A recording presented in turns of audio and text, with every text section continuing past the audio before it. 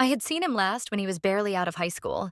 Skinny, awkward, always lost in some video game or argument with his mother. Back then, he was just her son, someone who didn't really exist in my world beyond the polite greetings exchanged in kitchens over coffee. But this time, when I opened the door to my friend's house and saw him standing there, taller, broader, his presence heavier, more deliberate, I felt something shift under my skin. It wasn't his face, though it had matured, sharpened around the jaw, softened near the eyes. It was the way he looked at me, as if he remembered me not as a friend of his mother's, but as someone worth noticing now. He smiled first, and I responded automatically, though my chest tightened with something I couldn't name. My friend greeted me with her usual light chatter, but my attention kept slipping. I noticed how he leaned against the kitchen counter, how his forearm muscles tensed when he reached for a glass, how his voice had dropped into something low and dry. He didn't speak much that evening, not directly to me, but every time I looked up, he was watching. Not staring, just watching. Like he was trying to learn something about me I didn't realize I was giving away. Dinner was casual, familiar, filled with the sort of recycled stories old friends share when they run out of real things to say. He stayed mostly quiet, responding with smirks or half-laughed replies that landed just a little too sharply. My friend didn't seem to notice, but I did. I noticed everything. The room felt warmer than it should have. I kept adjusting the neckline of my blouse, aware of the fabric against my collarbone. At one point, I excused myself to the bathroom just to splash cold water on my wrists. I stared at myself in the mirror and didn't recognize what I was trying to hide. When I returned, they were finishing dessert, and he stood to help clear the plates. He reached for mine before I had a chance to pick it up, and his fingers brushed mine, just lightly. Just enough to make me forget what I had planned to say next. After coffee, I stood to leave. My friend was talking about some weekend plans, something casual. I nodded, offered hugs. As I reached the door, he stepped behind me, opened it before I could touch the handle. "Careful driving," he said, close enough for his voice to feel like heat against my neck. I turned slightly, searching his face for mockery, for playfulness. But he wasn't smiling. His expression was unreadable, almost indifferent. Then he added, "Shame you live so close. Makes things more complicated." And with that, he stepped back, leaving the door open, his eyes finally looking elsewhere. In the car, my hands trembled slightly on the steering wheel. I told myself it was nothing, just a young man trying to be clever, testing boundaries that didn't exist. But that night, when I undressed in the bathroom, I found myself looking at my own body differently. Not critically, not even curiously, just with a certain attention I hadn't felt in years. I brushed my fingers over my collarbone the way I'd seen his eyes do earlier. I opened my underwear drawer and paused, staring at the white lace I hadn't worn in months. Something stirred in me. Not a memory, but something closer to anticipation. My husband was already in bed, half asleep, reading something on his tablet. He looked up, smiled briefly, then turned back to the screen. I lay beside him, silent, still half-dressed. He didn't notice. Or maybe he did and chose not to ask. That was how we worked lately. Gentle, polite avoidance of things we couldn't quite name. In the dark, I replayed that moment at the door, his voice close to my ear, the pause before his words. I knew he would be around, knew I would see him again. And I also knew, though I tried not to admit it, part of me wanted that more than I wanted anything else in weeks. As I turned on my side, facing away from my husband, I pressed my thighs together, slowly, subtly. It wasn't desire exactly. It was the aftertaste of being seen. And that, I think, was what I had been missing all along. I didn't plan to see him again so soon. The thought had lingered since that evening, drifting into the quieter corners of my days. While folding laundry, while cooking dinner, even while brushing my teeth with my husband standing beside me. It wasn't the kind of thought I welcomed. It felt like static beneath the surface, like the low hum of a light left on in another room. But life, in its quiet cruelty, seems to sense when something inside you is shifting. It was a Tuesday. I remember because it was laundry day. I'd left the house dressed carelessly. Cotton dress, no makeup, hair pulled back into something loose and forgettable. I stopped by my friend's place just to return a baking dish. I didn't plan to stay. I didn't even knock at first. Just let myself in through the back door the way I always had. She wasn't home. The house was still. I hesitated in the hallway, dish in hand, ready to leave it on the counter and slip back out unnoticed. But he was there. I hadn't heard him. He appeared suddenly at the edge of the kitchen, barefoot, holding a coffee mug, eyes still sleepy. "Hey," he said, voice rough from waking. "Didn't hear you come in." "I was just dropping this off," I replied quickly, lifting the dish slightly as if that explained everything. He stepped into the kitchen, leaned against the counter. His t-shirt clung in places that made it hard to keep my eyes where they belonged. He looked like he'd just gotten out of bed, not dressed for guests, and for a moment I felt foolish standing there. Married, nearly twice his age, holding a dish like some suburban cliché. "You want coffee?" he asked. I should have said no. Every part of me knew that. But I nodded. He moved slowly, unbothered. I stood at the edge of the kitchen, arms crossed, pretending not to notice how close he stood as he poured. He handed me the cup, our fingers brushing again. This time the contact didn't feel accidental. It lingered. We didn't sit, just stood there, facing each other in the quiet of that too familiar kitchen. I sipped the coffee. It was strong, bitter. I didn't mind. "Wasn't expecting company," he said, studying me. "I wasn't planning to stay." "You always that spontaneous?" I raised an eyebrow. "Are you always this comfortable walking around half-dressed?" He grinned. "Depends on who's watching." That silence again. Not awkward, something heavier. His gaze moved from my face to my collarbone, then lower. I felt the air shift between us, dense and still. "I should go," I said, but I didn't move. He set his mug down. "Should you?" I stared at him. I wanted to say something dismissive, something light enough to float out of the room, but nothing came. He stepped closer. One step, then another. My back touched the edge of the kitchen counter, the coolness of it shocking against my skin through the thin fabric of my dress. He didn't touch me, just stood in front of me, too close. "I've thought about you," he said. The words hit harder than they should have. He was young, bold, reckless maybe. But there was no arrogance in his voice, just honesty. And that undid me more than anything else could have. I didn't answer. I couldn't. His hand lifted, almost lazily, and he touched my jaw. Not possessively, just the back of his fingers, grazing. My skin burned where he passed. Then it happened. He leaned in, slow enough that I could have stopped it, pulled away, laughed it off. But I didn't. I tilted my head without thinking, eyes fluttering closed before his mouth reached mine. The kiss wasn't soft. It wasn't hesitant. It was heat, sudden and consuming, like striking a match and watching it catch before you can think. My hands didn't know where to go. One found his chest, the other gripped the edge of the counter. I tasted coffee and something else. Something urgent, something younger than I remembered feeling. It lasted seconds, maybe longer. I pulled away first, breath caught in my throat, heart racing. "I can't," I whispered, but I didn't move. He looked at me, eyes darker than before. "You already did." A sound outside. Footsteps, maybe. A car door. It snapped the moment in two. I stepped back, nearly knocking the dish over. Set it down too hard on the counter. "I have to go," I said again. My voice shook, and I hated that he could hear it. He didn't stop me, just nodded. Slow. "See you around." I left the house without looking back. Got in the car, gripped the steering wheel so tightly my knuckles whitened. My pulse was everywhere.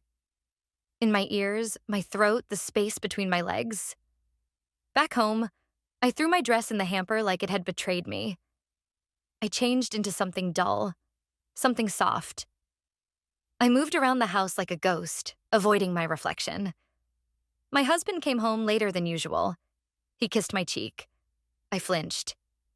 He didn't notice, or pretended not to. That night, when he reached for me in bed, I let him. His hands were familiar, his rhythm known, but I lay there staring at the ceiling, trying to silence the memory of another hand, another mouth, another presence. When it was over, I said I was tired. He turned over, content. I curled away from him, holding a pillow to my stomach like it might stop the ache. I didn't cry. I didn't feel guilt. Only a strange kind of fullness, like something had broken open inside me and I wasn't ready to seal it shut. It wasn't just a kiss. It was a beginning. And I knew I would let it happen again. I thought ignoring it would be easy, that I could tuck the memory into some quiet, unreachable corner of myself and carry on like nothing had shifted. I'd done it before. Buried disappointments, unmet needs, even silent resentments. It was practically muscle memory by now. But this was different. The kiss had etched itself into my skin. I could still feel the shape of his mouth on mine, the press of his fingers near my jaw. I could still taste him in the mornings, still sense him in the heat that bloomed under my clothes when I caught a glimpse of my reflection. I tried to push it away. I told myself it had been a mistake, a fluke, a foolish indulgence that meant nothing.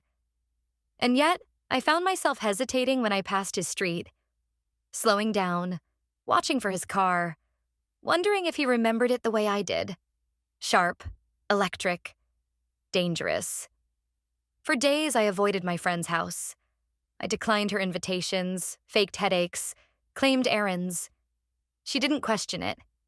She was too distracted by her own plans, her work, her endless chatter about renovations and vacation bookings. But I knew I couldn't keep it up forever. I would have to face him again.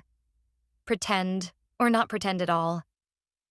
It was almost a relief when I ran into him somewhere else entirely. Neutral ground.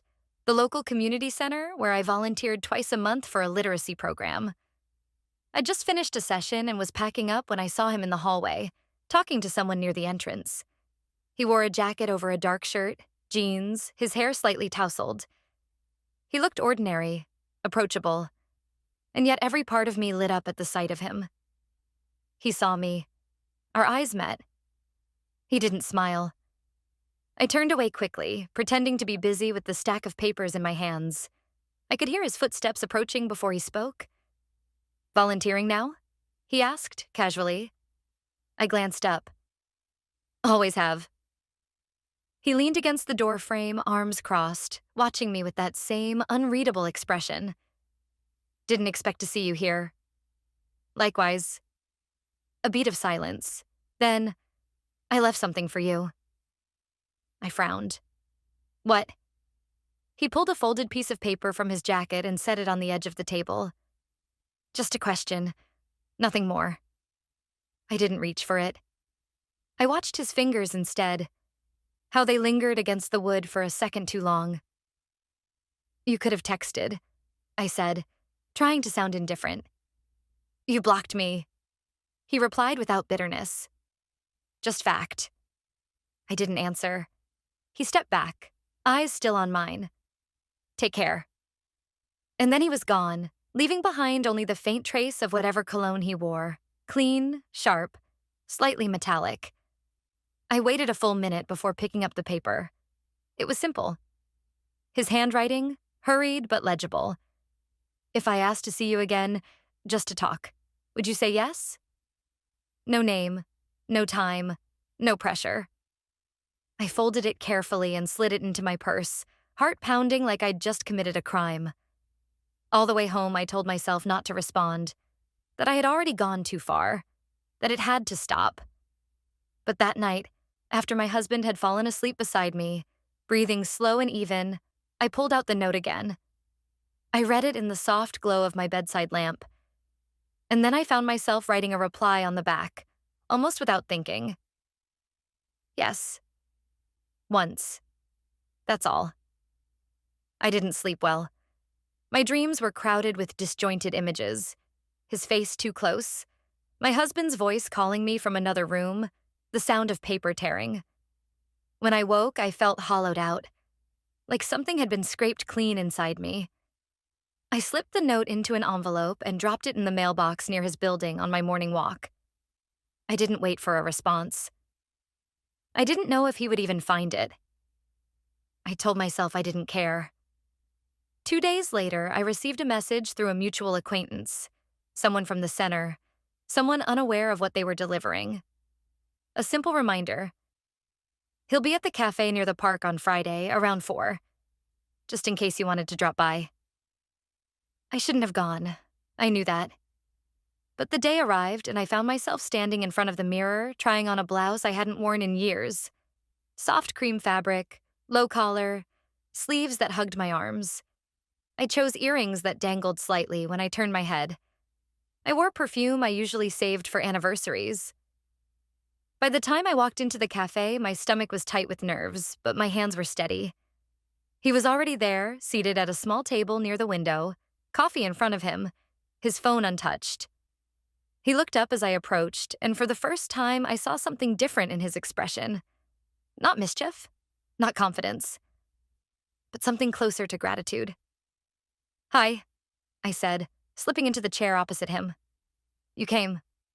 I said I would. He nodded, watching me. "You look different." "Good different." He smirked. "Very." The conversation started awkwardly. We talked about meaningless things, how the town had changed, the weather, his temporary job at a design firm. But beneath every word, the air between us pulsed with unspoken truths. Every time he leaned forward, I felt my breath catch. Every time his knee brushed mine under the table, I lost the thread of my own sentences. He didn't mention the kiss. Neither did I. But near the end, as I reached for my coat, he said, "You know, you never answered the second question." I froze. "What second question?" He held my gaze. "Would you want it to happen again?" I stared at him, heart hammering. "I didn't ask it out loud," he added, "but I think you heard it anyway."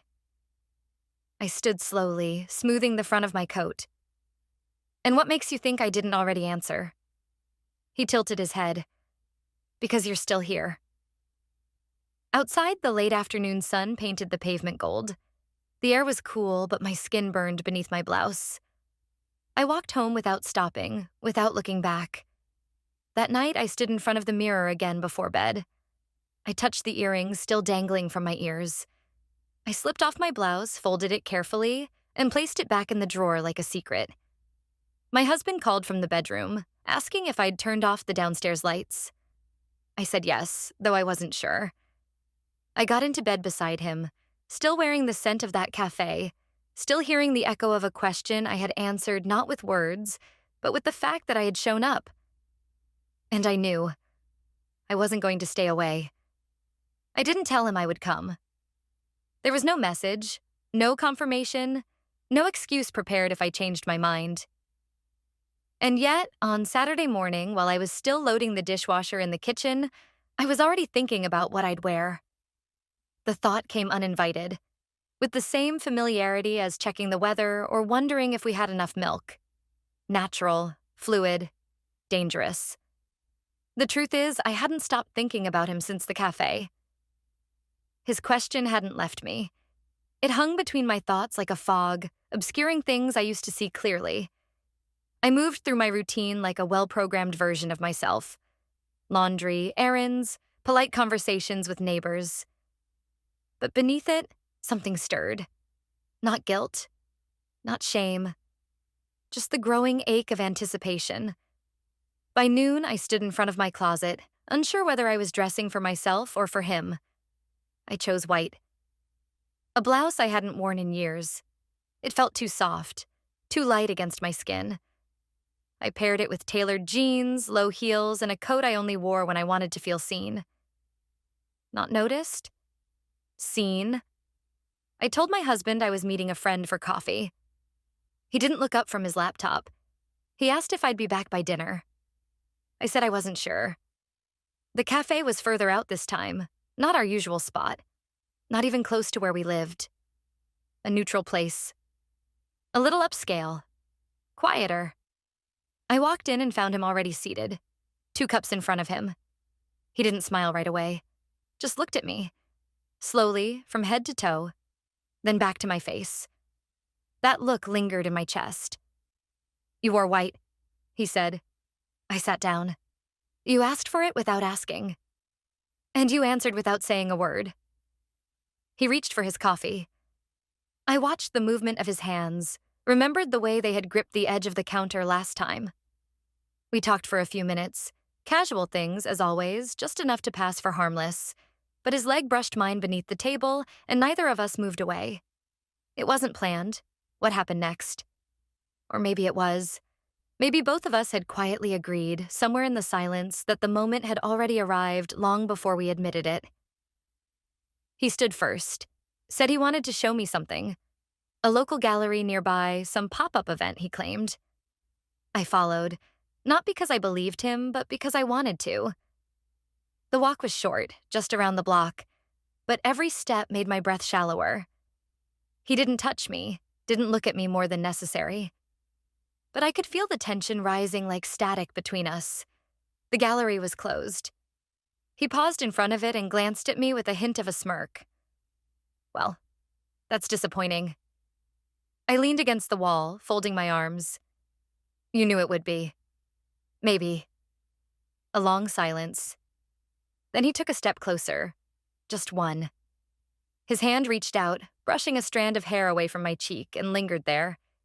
His thumb grazed the line of my jaw, slow, deliberate.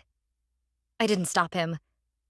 "I don't want to be careful," he said. I whispered, "Then don't." The kiss wasn't rushed this time. It built slowly, like something remembered rather than discovered.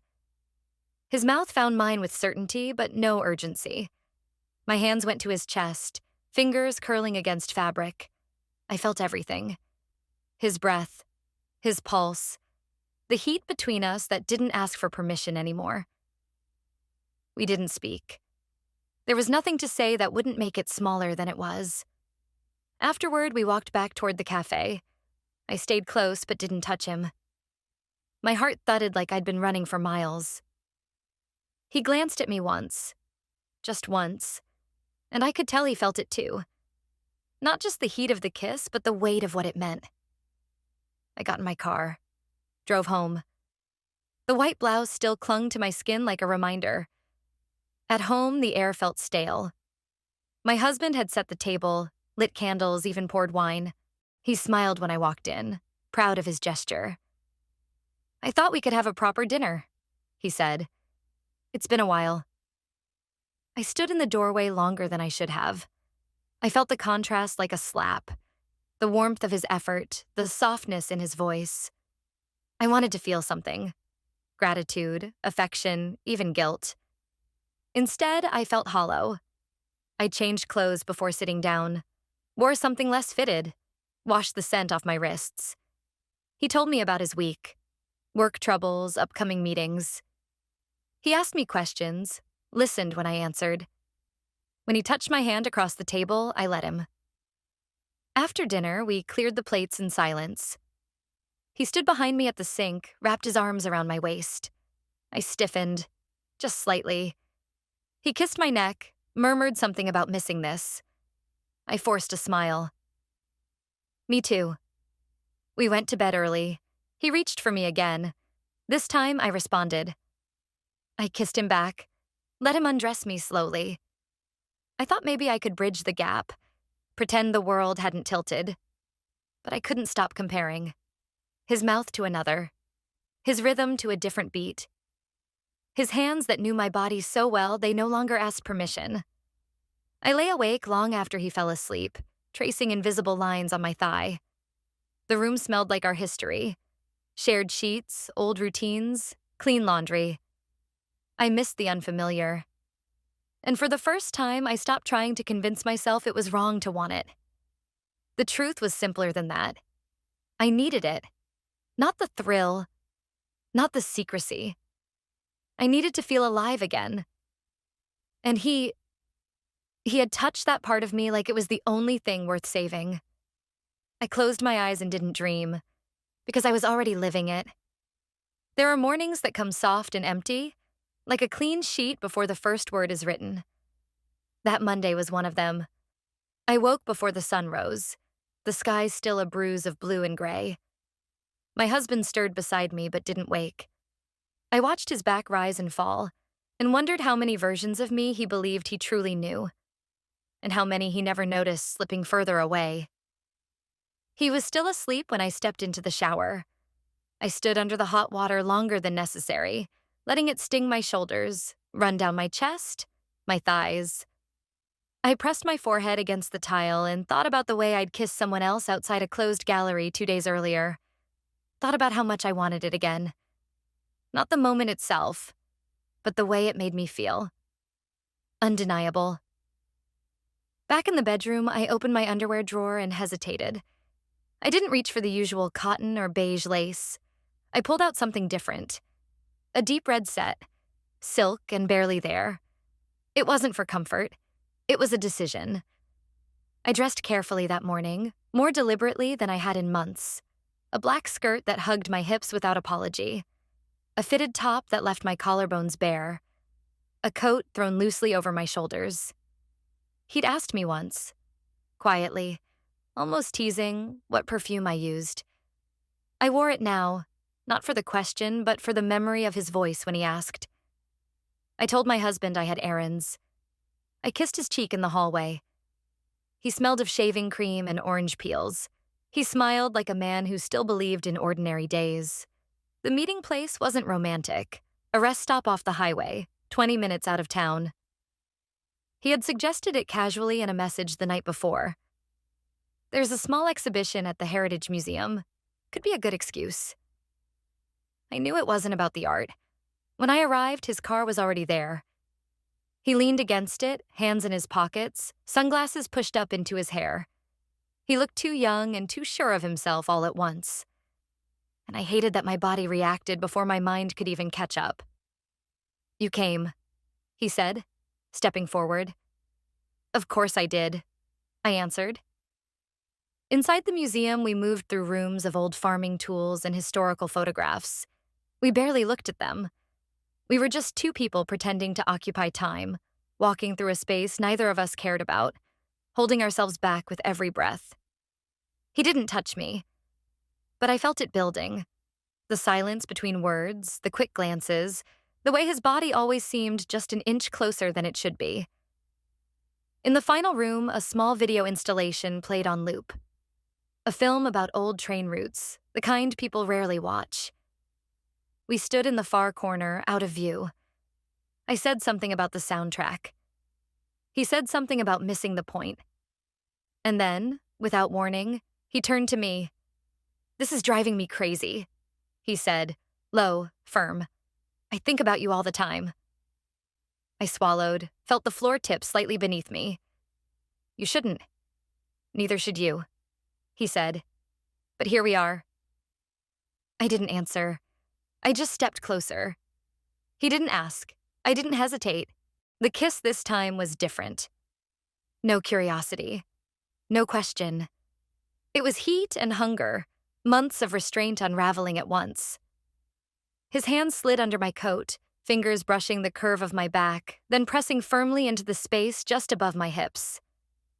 I kissed him harder than I meant to, like I wanted to erase the distance between who I had been and who I was becoming. He pulled back first, breathing unevenly, forehead resting against mine. "If we keep doing this," he whispered, "you're not going to want to stop." "I already don't," I said.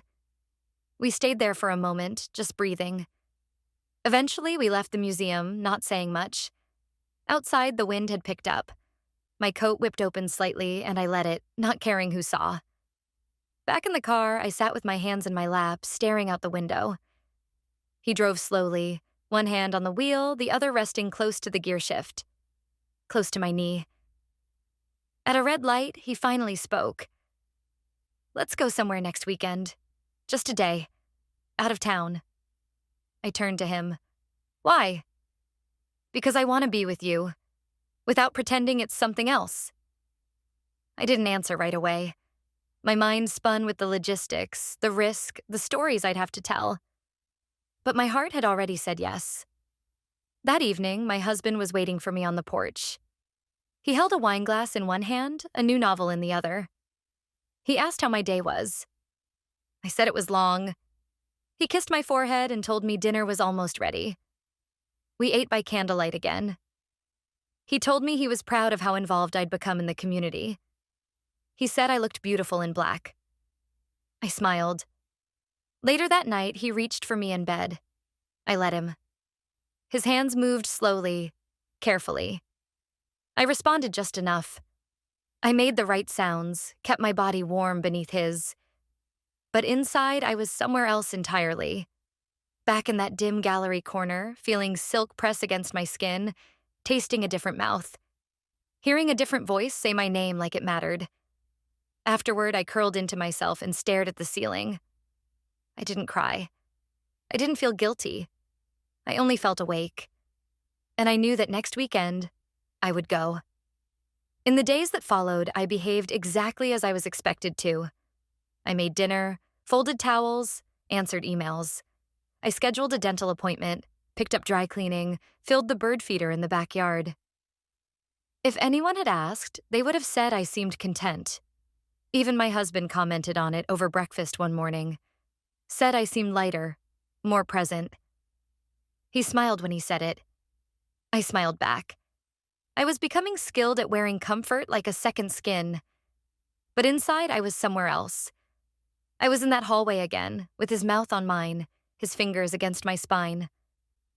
I was in the passenger seat of his car, watching trees blur past as we drove toward nothing in particular. I was inside a secret, and the longer I lived in it, the more it began to feel like the only place where I was truly myself. I hadn't confirmed anything yet, but I knew I would go with him that weekend. It wasn't about escape. It wasn't rebellion. It was clarity. I had found a version of myself that I didn't recognize, and I didn't want to let her go. But even as I planned for what was coming, I told myself I had to make things right at home. Or at least appear to. I offered to make dinner reservations for Saturday night, knowing we wouldn't keep them. I told my husband I might visit my sister in the city. He nodded, distracted, not pressing for details. I wondered if deep down he sensed something, but if he did, he buried it quickly. On Thursday, I saw her. His mother, my friend.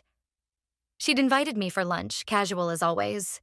She talked about the usual things, her workload, an upcoming trip, a recipe she wanted to try. She didn't mention him, not once. But he was in every corner of that house. His scent still lingered faintly on the couch pillows. A pair of his shoes sat by the back door. His voice echoed in my memory, and I caught myself glancing toward the hallway more than once. She offered me coffee. I accepted. My hands trembled slightly as I lifted the cup. I told myself it was just caffeine. Before I left, she walked me to the door and asked if everything was okay. Her voice had changed, just slightly. Not suspicious, curious, maybe even gentle. I smiled too quickly.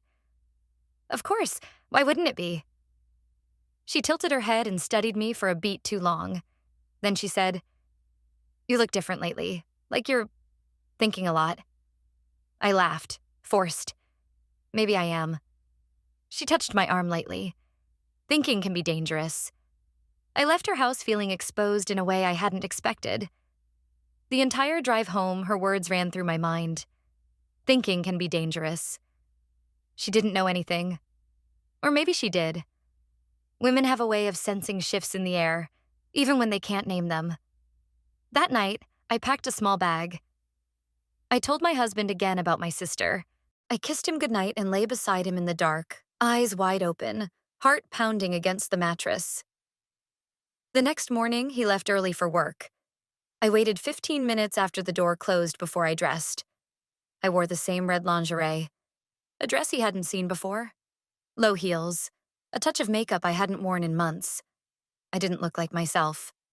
Or rather, I looked like a version of myself I had buried long ago. He picked me up at the edge of town. We didn't speak at first. We just drove, windows slightly open, wind in our hair. The radio played something soft, forgettable. Halfway to the next city, he reached for my hand. I let him take it. I looked out the window and didn't let go. We stopped in a small coastal town. Quiet, unassuming. We checked into a bed and breakfast that smelled of lavender and salt. The woman at the desk asked if we were celebrating something. He said yes. I didn't correct him. We walked through narrow streets, ate lunch by the water, shared a bottle of wine under a canvas umbrella. He asked me questions he'd never asked before, about my childhood, my regrets, what I dreamed about when I couldn't sleep. I answered truthfully. Not because I owed him anything, but because I wanted to hear myself speak honestly for once. He listened with a kind of focus I hadn't felt in years. He laughed at my sarcasm, challenged my cynicism, touched my knee beneath the table just often enough to keep me breathless. We didn't kiss again that day. We didn't touch beyond the casual, the public. But something built between us, something steady and undeniable. That night, back at the inn, I stood in front of the mirror for a long time. I took off my dress slowly, looked at my reflection as if seeing myself for the first time. I heard him knock once, softly on the door to the bedroom. I didn't answer right away. I pressed my fingers against my stomach, closed my eyes, felt the weight of every decision that had led me here. Eventually, I opened the door. He stood there, silent. No smile, no words. I stepped aside and let him in. We didn't touch. We just sat at the edge of the bed, shoulders brushing. The air between us pulsed. "I don't want to ruin your life," he said suddenly. I turned to him. "Then don't." He looked at me for a long time. Then he said, "I want more." I didn't know if he meant more time, more of me, or something else entirely. But I nodded. And that night, when we lay beside each other fully clothed, whispering fragments of ourselves into the darkness, I understood something I hadn't dared admit before. It wasn't about the physical. It never had been. It was about being known, seen, chosen. And in that small, rented room, far from everything familiar, I felt like I belonged to something again. Not to him. Not to anyone. To myself. It was supposed to be the last time. That was the silent agreement, unspoken but hovering in the spaces between our conversations. A weekend away, a brief escape, and then we would return to our separate lives. Me to my husband, to my routines, to the safety of structure. He to whatever version of normal waited for him after me. But even as we parted on Sunday, when he kissed the top of my hand instead of my lips and held the door open without touching the small of my back, I knew he had only opened a deeper door. By Monday morning, I had slipped back into the rhythm of my home life. The kettle boiled at 7:10. The washing machine spun at 8:15. The neighbor's dog barked at 9 like clockwork. But I felt myself moving through it all like a borrowed body. My gestures were correct. My smiles were automatic. My husband kissed my cheek, complimented my hair, asked if I wanted to plan something for the weekend. I said, "Let's see how the week goes." He didn't press, but the part of me that had opened in that quiet coastal town, the part that had breathed beside him in bed without needing to speak, refused to be closed. He'd left behind a version of myself I didn't know I'd needed, and now I carried it like a secret under my skin. 3 days passed in silence.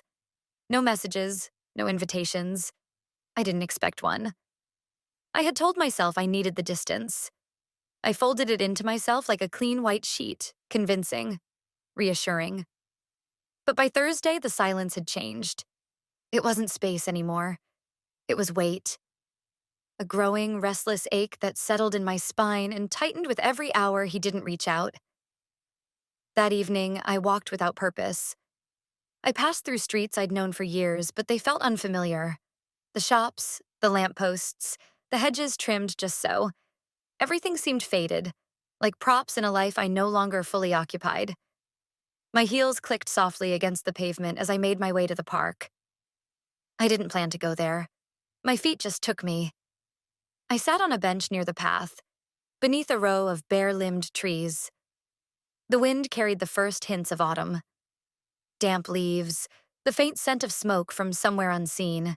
I pulled my coat tighter and sat still, listening to the occasional rustle of joggers, dogs, conversations floating by. And then I saw him. He wasn't walking toward me. He wasn't even looking in my direction. He stood at the edge of the pond, hands in his pockets, watching the water ripple with a kind of stillness that hurt to look at. I didn't move. I didn't breathe. But something must have told him. Some invisible thread, some current of attention. He turned slowly and our eyes met. He didn't smile. He walked over without hesitation, sat beside me like it had been arranged, like we hadn't left anything unfinished at all. "I didn't think I'd see you," he said. I looked at him uncertain. "Why are you here?" He shrugged. "I come here sometimes. Think. You?" "Same." He turned his head to face me. "Liar." I let out a breath that could have been a laugh or a sob, depending on how you listened. We sat there for a while, not speaking. The sun dipped lower, casting amber light across his face. He looked older in that light, not because of age, but because of something worn into his expression. A longing, maybe, or a knowing. He broke the silence first. "I'm leaving, end of next week. Got a job offer in Denver." I felt something drop inside me like a stone in water. "For how long?" I asked. He shook his head. "Not sure. Maybe permanently." I looked away. My throat tightened. "That's soon." "I wasn't going to tell you. Thought it'd make things easier." "Easier for who?" He didn't answer. Instead, he reached into his coat pocket and pulled out a folded note. He didn't hand it to me, just held it between his fingers. "If you want to see me again before I go," he said, placing the note on the bench between us. "It has to be your choice." I looked down at the note. The wind tugged at the edge of it, but I pressed my fingers over the corner to keep it still. He stood slowly, paused. "I don't regret any of it," he said, "but I don't want to be another thing you have to lie about." And then he walked away. I stared at the note. I didn't open it. Not right away. I stayed on that bench until the sky dimmed to violet and the lamps flickered on one by one. When I finally unfolded it, it was simple. An address, a time, and 3 words. No explanations needed. I put it in my coat pocket and walked home, slower than usual. That night, I didn't sleep. I lay next to my husband, listening to his steady breathing. I studied the shape of his hand where it rested on the blanket, the soft indentation of his wedding ring. I tried to remember the last time we'd stayed up late talking, the last time he'd touched me like he couldn't stop. I wondered if he ever noticed how much I'd disappeared while standing right next to him. In the morning, he kissed me goodbye before work. He asked if I wanted anything from the store. I said no. He left. And I sat at the kitchen table with the note open in front of me, my fingers tracing the handwriting over and over like it might reveal something I hadn't yet seen. I didn't know if I would go, but I knew this. I couldn't pretend I hadn't seen him again. And I couldn't pretend it didn't matter. There are moments in life that don't arrive with ceremony. No thunderous skies, no gasping revelations. Just the quiet knowledge that whatever happens next, you've already stepped past the point of return. That morning, sitting at the kitchen table with his note in front of me, I knew I had reached it. The paper felt warm between my fingers, as if it still carried the heat of his hand. The handwriting, familiar, sharp, slightly tilted, didn't shake. Mine would have. I read the address again, then the time. Saturday, 4 o'clock. Just one line, no sentiment, no request. A door left ajar, but not wide open. If I wanted to walk through it, it would be on my own terms. For most of the day, I moved as if underwater. I folded towels 3 times, refolded them twice more. I wandered from room to room with a mug of tea that had long gone cold. I didn't cry. I didn't panic. What I felt was something harder to define, something closer to mourning. Not for what I was about to lose, but for the version of myself I could no longer be. I imagined not going. I rehearsed the explanation I'd give myself. I would say it had been real, but fleeting. A passing fever. Something to hold in secret, but not pursue. I would return to the warmth of familiarity, the soft dimming of sensation, the quiet comfort of a marriage that had long ago settled into the shape of silence. I would try, truly try, to forget what it felt like to be wanted without obligation. But the more I imagined that life, the more suffocated I became. That night, I sat in bed beside my husband. He read in silence, the lamp casting gentle shadows across his face. I watched his lips move slightly as he followed the lines of a page, his hand resting on his thigh, one finger tucked between chapters. I tried to remember what it felt like to touch him and not compare. I tried to summon the tenderness I knew we once had, and I found it. A memory, distant but intact. Our early years, his breath against my neck, his voice cracking when he whispered that he didn't deserve me. I turned off my light first, rolled onto my side. He followed minutes later, his arm brushing mine. We didn't speak. He kissed my shoulder absent-mindedly, already drifting. I lay awake, eyes wide open, listening to the rhythm of his breathing until the first light crept through the blinds. The next day was uneventful by design.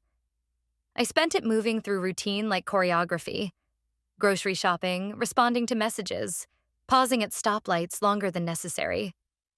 I didn't look at the note again. I didn't have to. The address was already burned into me. When Saturday arrived, I told my husband I needed some time alone. I said I was going to visit an art exhibit, maybe stop by a bookstore afterward. He kissed my temple. "Take your time," he said. And I did. I drove out of town in silence. No music, no GPS. The road was familiar, even if the destination wasn't. My hands were steady on the wheel, but my stomach churned with something that wasn't nerves. It was need, and the realization that this wasn't about him anymore. This was about me. The house sat low and quiet on the edge of a wooded path. Secluded, but not remote. A rental, no doubt. Temporary. Like us. The gravel crunched under my tires as I pulled into the driveway. I sat there for a full minute, engine off, the keys still in my hand. Then I got out. He opened the door before I knocked. We didn't speak, not right away. He stepped aside and I walked past him into a room lit by filtered afternoon light. A modest space. A couch, a few books stacked on the table, a bag half-zipped near the window. He hadn't made it look lived in. He hadn't tried to romanticize it. That comforted me. He stood behind me for a moment, not touching. Just breathing. "I didn't think you'd come," he said finally. I almost didn't. "But you did." I turned to face him. Yes. The silence between us felt different now. Not heavy, not uncertain. Just full, of everything we didn't have to say anymore. I sat on the edge of the couch and he joined me, leaving a measured distance. His hand rested on the cushion between us. Open, palm down. An offering, not a demand. "I don't know what this means," I said. "Me neither. I don't know what happens after today." "I won't ask you to." We sat like that for a while, the weight of our presence enough. Eventually, I leaned back, exhaling slowly. "I've never done this before," I said. "Lied? Number chosen myself." That made him smile, soft, almost sad. He reached over then, finally, taking my hand in his. His thumb moved lightly over the edge of my wrist, the same way he'd once touched my jaw in the kitchen, back when none of this had yet happened. "I want you to know," he said, That this doesn't have to become something else to matter. It already matters, I said. That's the problem. He kissed me. Not urgent, not hungry, just sure. And I kissed him back. Later, we lay on the couch, legs entangled, not speaking. My head on his chest, his fingers brushing my arm in long, quiet strokes. We didn't talk about the future. We didn't talk about goodbyes. We just existed. Together. Suspended. At some point, he asked if I wanted to stay the night. I shook my head. I need to go home. He didn't argue. He walked me to my car, his hand at the small of my back like it had always belonged there. The sky had turned the color of bruised fruit, dark and ripe. I opened the door, paused, looked up at him. Will you call me? I asked. If you want me to. I didn't answer. I just got in, closed the door, and drove. That night I returned to my house, to the porch light still on, to the husband who waited with a soft kiss and a question about dinner. I answered him. I smiled. I asked about his day. I slipped into bed beside him, body still carrying the warmth of someone else's breath. And for the first time, I didn't feel torn. I felt whole, even if just for a moment. I once believed that returning meant undoing, that if I came home, stepped back into this life, this house, this marriage, I would somehow erase what had happened, as if the absence of him could cleanse the presence of us. But I know better now. You don't return the same. You carry things back with you. Quiet things, unseen things, a glance, a heat, the shape of a name you no longer say aloud. And somehow you manage to fit them into the small spaces between making the bed and pouring the morning coffee, like contraband in your chest. The following days were the most ordinary I had lived in months. They were also the most unbearable. The kitchen smelled of basil and dish soap. The radio hummed its usual soft news. My husband asked about books I hadn't read, movies I hadn't watched. I responded with nods, half answers, well-placed smiles. I didn't lie. Not in the traditional sense. I simply let the silences speak louder than the truth. But in the quiet, I carried the last image of him. Standing in the doorway of that rented house, his hand still warm from mine, his face too still, as if memorizing something he didn't dare ask me to give. I hadn't told him not to call. I also hadn't told him to. He didn't. I told myself it was better this way. We had said what needed to be said. The moment had passed. Or at least it had settled. Like dust in a room long undisturbed. One afternoon, my friend called. His mother. Her voice was as it had always been. Warm, practiced, laced with the kind of busy energy that kept conversations moving before questions could settle. He left, she said. Denver. Job came through. Packed in a weekend and was gone by Monday. You knew, right? Yes, I said, too quickly. You okay? She asked. It was a strange question, considering I wasn't the one saying goodbye. I'm fine. She paused, then added, He said you were kind to him.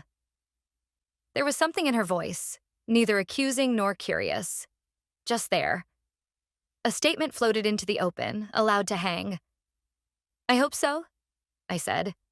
I tried to be. We ended the call without ceremony. She didn't press, but I sat with her words for hours after. You were kind to him. I wanted to laugh.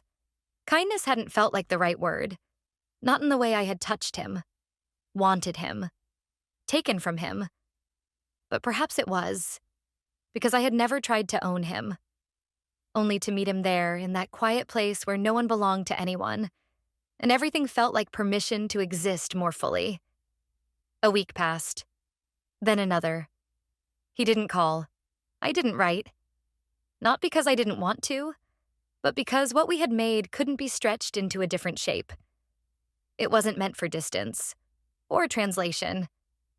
It had existed in that single season, brief, burning, complete in its incompleteness. One evening, my husband found me sitting outside with a glass of wine long after sunset. He stepped onto the porch, leaned against the railing, watching me for a moment in silence. "You've changed," he said, quietly.